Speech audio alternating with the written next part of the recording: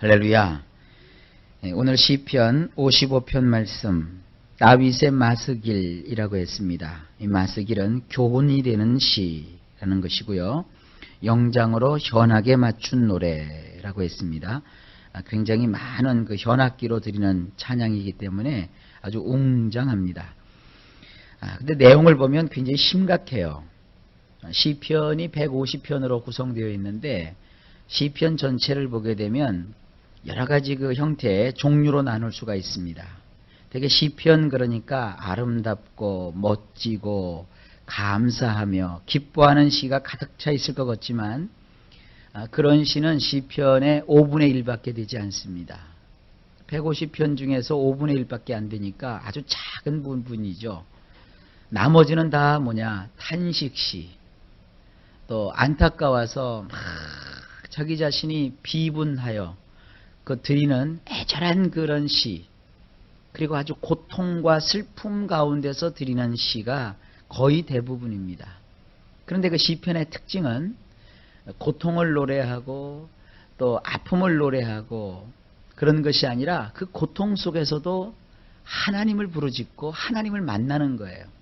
그리고 항상 그 시편은 하나님을 찾기 때문에 그 고난의 현실 속에서도 감사로 감격으로 끝나게 됩니다. 신앙은요, 마취약이 아닙니다. 또 마약이 아닙니다. 마취약은 뭡니까? 큰 수술을 해야 되는데 우리 신경을 마비시키는 거예요. 그래서 아픔을 느껴야 되는 신경에다가 마취약을 집어넣으니까 전혀 아프지 않게 느껴지는 것이죠. 그래서 이 수술실에 들어갈 때는 마취과 의사가 따로 있습니다. 마취라는 것은 굉장히 무서운 일이거든요.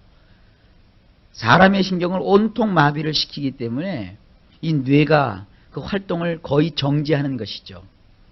그러니까 마취를 해놓긴 쉽지만 마취에서 나중에 깰 때 참 무섭지 않습니까? 그래서 마취과 의사들이 동의서를 받아요.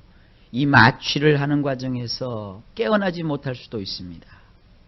깨어난다고 해도 엄청난 후유증에 시달릴 수가 있습니다. 그래도 하시겠습니까? 예, 그래도 하겠습니다. 이 동의를 하잖아요. 그러니까 사람이라고 하는 것이 고통스러우면 고통을 느끼고 아플 때는 아픔을 느껴야 되는데 그냥 마취를 시켜버리면 그걸 전혀 모르고 어떤 일이 진행이 되는 거예요. 우리 기독교 신앙은 마취하는 것이 아닙니다. 아픈데 아프지 않다. 괴로운데 괴롭지 않다. 고통스러운데 고통스럽지 않다. 그것은 참는 것도 아니고 인내도 아니고 기독교도 아닙니다. 또 마약도 마찬가지죠. 마약은 자기의 현실을 잊게 만들어요. 그래서 신앙이라고 하는 것이 무슨 신앙에 몰입해 갖고 황홀경 속에 들어가 갖고 취해서 나의 삶도 또 나의 어떤 인생도 내가 마땅히 감당해야 될 책임도 다 잊어버리고 멍멍해지는 그런 것은 절대로 종교가 될지는 모르겠지만 기독교는 아닙니다.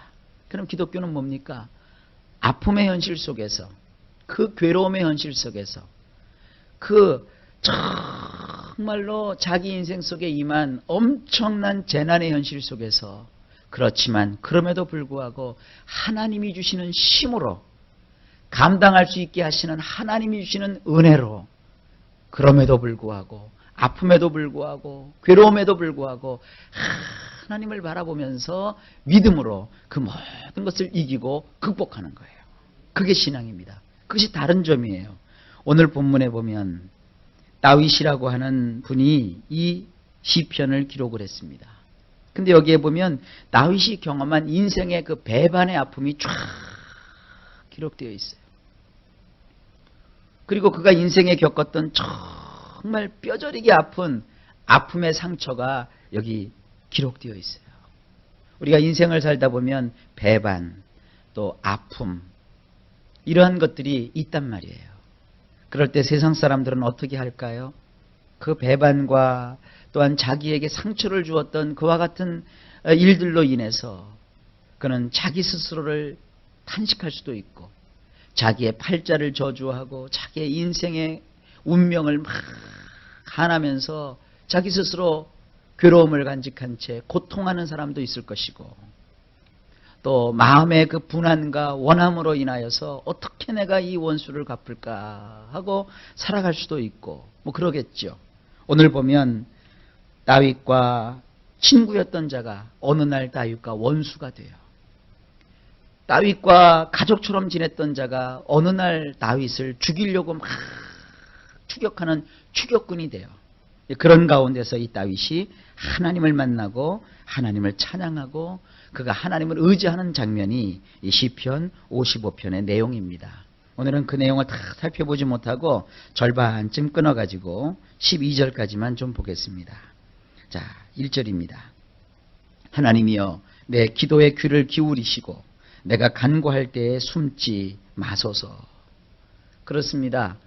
배반과 상처와 또한 이런 탄식과 아픔을 가졌을 때 우리 성도가 할 수 있는 일은 가장 큰 일은 기도하는 일이에요.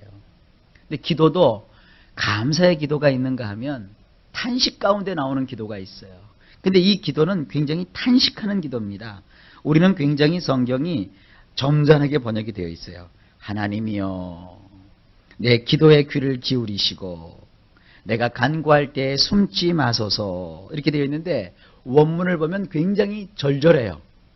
귀를 기울여 들어주소서. 엘로힘이시여 내가 드리는 기도의 말입니다. 당신은 제발 숨지 마소서. 호의를 베풀어 달라고 애걸하며 내가 간구할 때 말입니다.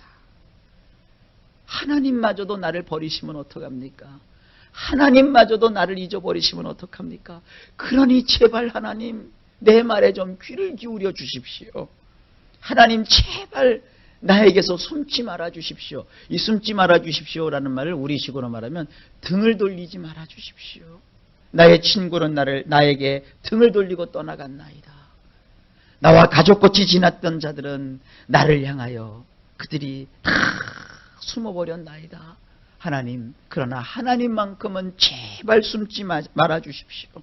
내가 애걸애걸하며 나에게 호의를 베풀어 달라고 주님 앞에 간구할 때 하나님 제발 나를 멀리하지 마십시오. 지금 그러한 아주 애절함이 담겨져 있습니다. 2절을 보십니다. 내게 굽히사 응답하소서. 내가 근심으로 편치 못하여 탄식하오니. 원문으로 보면 아주 굉장히 애절해요. 주의를 기울여 주소서. 나에게 말입니다. 하나님 제발 나에게 관심을 좀 가져 주십시오. 그런 뜻이에요. 나에게 응답하여 주옵소서. 여기 보세요. 나는 쉴 곳을 얻지 못하고 고민하면서 방황하나이다. 그리고 나는 탄식하나이다. 우리 성경 그냥 슬렁 넘어갔죠. 근심함으로 편치 못하오며 탄식합니다. 그렇게 되어 있는데 원문에는 나는 쉴 곳을 얻지 못하고 있습니다. 고민을 하면서 방황하고 있습니다. 그저 그냥 입을 닫으나 열으나 마음속에서 탄식 소리가 그냥 터져 나옵니다. 지금 그런 뜻이에요. 3절에 이는 원수의 소리와 악인의 압제의 연고라. 저희가 죄악으로 내게 더하며 노하여 나를 핍박하나이다. 원문으로 보면 이렇게 되어 있습니다. 이것은 원수의 소리 때문입니다. 사악한 자의 억압이 면전에서 벌어지고 있기 때문입니다. 그들이 나를 뒤흔들어 곤란하게 하오며 그들이 화가 나서 씩씩거리며 나를 몹시도 미워하나이다. 온통 원수들이 소리를 높여서 자기를 막 궁지에 몰아넣는 거예요. 다윗은 훗날에 왕이 되었지만 왕이 되기 전에 이러한 어처구니 없는 일을 그가 겪은 거예요. 다윗이 어려움을 겪을 때 다윗을 가장 힘들게 했던 자가 누구냐면 그 나라의 왕입니다. 왕이니까 얼마나 큰 권력을 가지고 있어요. 그러니까 다윗이 억울한 일을 겪는다라고 알면서도 사울의 눈치를 보면서 다윗을 막 힘들게 하는 거예요. 그리고 사악한 자들이 다윗을 막 억압을 하는 거예요. 짓누르는 거예요. 그것도 자기 면전에서 말입니다. 그래서 그들이 다윗의 인생을 뒤흔들어 버립니다. 그래서 막 그를 곤란에 빠뜨립니다. 심지어는 그들이 다윗과 무슨 원한이 있다고, 그렇게 절천지 원한이 있다고 씩씩거리면서 다윗을 향하여 막 그들의 미움을 토해놓습니다. 그러니까 여러분 같았으면 어떻게 하겠어요? 자, 다윗의 그 고백을 들어보세요. 이랬을 때 다윗이 어떠했을까? 4절입니다. 내 마음이 내 속에서 심히 아파하며 사망의 위험이 내게 미쳤도다. 우리가 똑같지요? 여기 4절에 원문을 보면 이렇게 되어 있습니다. 나의 마음이 내 속에서 너무도 아파서 이리저리 뒤틀리나이다. 마음이 너무 아파갖고요. 마음이 막 뒤틀린다는 거예요. 그리고 그뿐만 아닙니다. 죽을지도 모른다는 공포가 내 위로 떨어지나이다. 이게 얼마나 참담한 거예요. 그렇습니다, 여러분. 신앙인들도요, 이러한 일들을 혹 당할 수도 있습니다. 바라기는 여러분들은 이런 일이 없기를 바랍니다. 그러나 이러한 어려움 속에서도 하나님을 의지했던 다윗이 훗날에 그 모든 원수를 이기고 그 나라의 왕이 되었다는 사실, 그것도 시시한 왕이 아니라 엄청난 성군이 되었다는 사실 앞에 위로를 받으시기를 바랍니다. 5절입니다. 두려움과 떨림이 내게 이르고 황공함이 나를 덮었도다. 두려움과 떨림이 나에게 찾아왔나이다. 이 황공함이라는 것이 뭐냐면 원문으로 보면 생각만 해도 오싹해지는 것이 나를 덮었나이다. 그렇죠. 우리 인생에 이런 황망한 일을 당하게 되면 생각만 해도 막 소름이 끼치고 오싹오싹해지죠. 여러분 지나가다가 어떤 사람한테 욕이라도 한번 먹어보세요. 정말 인생 살다가 이런 어처구니 없는 일을 당해보세요. 막 생각만 해도 몸소리가 쳐지지 않습니까? 자다가도 벌떡벌떡 깨지 않습니까? 그런 지금 상황 속에 다윗이 처해 있었던 것이에요. 그리고 나서 그가 마음의 한켠에 소망을 가져봅니다. 어떤 소망입니까? 우리와 비슷해요. 6절에 보면 나의 말이 내가 비둘기같이 날개가 있으면 날아가서 편히 쉬리로다. 7절에 내가 멀리 날아가서 광야에 거하리로다. 원문으로 보면 이렇게 되어 있습니다. 나는 말하였도다. 누군가 나에게 날개를 달아주어 내가 비둘기같이 된다면 나는 훨훨 날아가서 보금자리에 들어갈 터인데 보시오. 나는 아주 멀리 떨어진 곳으로 도피하여 가서 광야 가운데 머물렀을 터인데 실제로는 그러지 못한다는 것이죠. 이 현실 속에 좀 날개가 달렸으면 내가 이 현실에서 좀 벗어날 수 있을 텐데, 그래서 내가 좀 멀리라도 도망가고 싶은데 그랬다는 거예요. 못했다는 것이죠. 그런 마음만 있었다는 것이죠. 여러분, 현실은요, 어떤 현실은 피할 수 있는 현실이 있지만 어떤 현실은 피하고 싶지만 피하지 못하는 현실도 있는 것이에요. 그럼 어떡합니까? 보세요. 8절입니다. 내가 성내에서 강포와 분쟁을 보았사오니 주여 저희를 멸하소서, 저희 혀를 나누소서. 여기서 말하는 이 성이라고 하는 것은 다윗이 직무를 수행하고 있었던 예루살렘 도성을 말해요. 예루살렘 도성이 뭡니까? 하나님이 함께 하시는 하나님의 성소가 있는, 하나님의 성전이 있는 곳이에요. 하나님의 그 성전이 있는 그곳에 들어가지 못하고 또 하나님의 백성들과 함께 하지 못하는 그런 다윗, 원수들이 드글드글 거리는 그곳. 그러나 자기가 그곳을 들여다보니까 하나님을 경외함도 없고 거기에는 인간들의 술수와 강포와 악한 것들만 가득하단 말이에요. 그러다 보니까 다윗의 마음이 더 상하는 거예요. 그저 자기 혼자만 어려움을 겪으면 좋은데 이 고난으로 인연해서 여러분 생각을 해보세요. 내 자녀들이 고통을 받아요. 나의 가족들이 아주 시름에 쌓여 있어요. 인생 살다 보면 그런 일이 있잖아요. 나 혼자 어려움 겪고 나 혼자 괴로움을 받으면 차라리 날 터인데 오히려 내 사랑하는 가족들이, 내 사랑하는 교회가, 내 사랑하는 식솔들이 어려움을 겪고 허덕허덕거리고 신음에 빠져 있다고요. 그럴 때 여러분들의 심정이 어떠하겠습니까? 오늘 다윗이 대신해서 그 얘기를 하고 있는 거예요. 8절 말씀, 내가 피난처에 속히 가서 폭풍과 광풍을 피하리라 하였도다. 원문으로 보면 이렇게 되어 있습니다. 나는 서둘러서 나의 피난처로 가서 매섭게 몰아치는 폭풍과 사나운 비바람을 피하려 하노라. 피할 수 없다는 거예요. 자기가 지금 어떤 현실을 겪고 있느냐면 매섭게 폭풍이 몰아치고 있다는 거예요. 자기 현실 속에. 사나운 비바람이 막 몰아닥치고 있다는 거예요. 나는 서둘러서 피난처를 가고 싶지만 피난처에 나 혼자 도망갈 수가 없다는 거예요. 그러니까 하나님 앞에 그가 이제 간절하게 간구합니다. 이건 적극적인 간절함이죠. 9절에 내가 성내에서 강포와 분쟁을 보았사오니 주여 저희를 멸하소서, 저희 혀를 나누소서. 9절에 이렇게 되어 있어요. 꿀꺽 삼켜버리소서 주님이시여, 갈기갈기 나눠버리소서 저들의 혀를. 이는 내가 그 도성에서 그들이 자행한 폭력과 싸움을 목격하였기 때문입니다. 어쩔 수가 없는 것이죠. 그 마음에 막 이런 애절함과 분안함을 가지고 있는 것이죠. 여러분, 사실은 인생을 살면서 이런 분노를 막 바란다는 것이 신앙인들로서는 쉽지가 않죠. 내가 신앙이 없었다면 막 가서 해보고 싶은데 하나님을 믿고 경유하기 때문에 꿀꺽하고 참잖아요. 그러면서 하나님, 오히려 저들을 꿀꺽하고 삼켜주세요.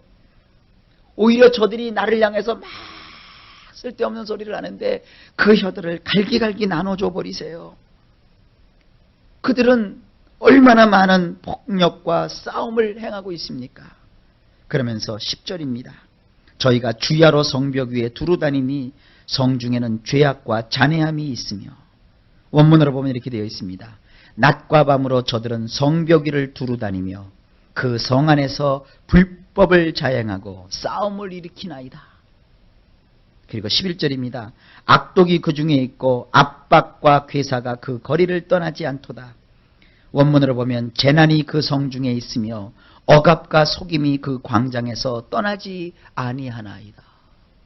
자기의 사랑하는 가족들이 있고 자기의 사랑하는 백성들이 있고 자기를 따르는 자들이 그 악한 자들의 손에 의해서 그 성중에서 행복하고 평안해야 되는데 거기에는 억압과 속임과 재난과 불법과 싸움이 잔뜩하니까 도망도 못 가는 거예요.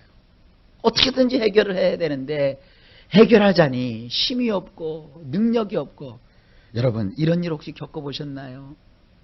이런 일이 없기를 바랍니다.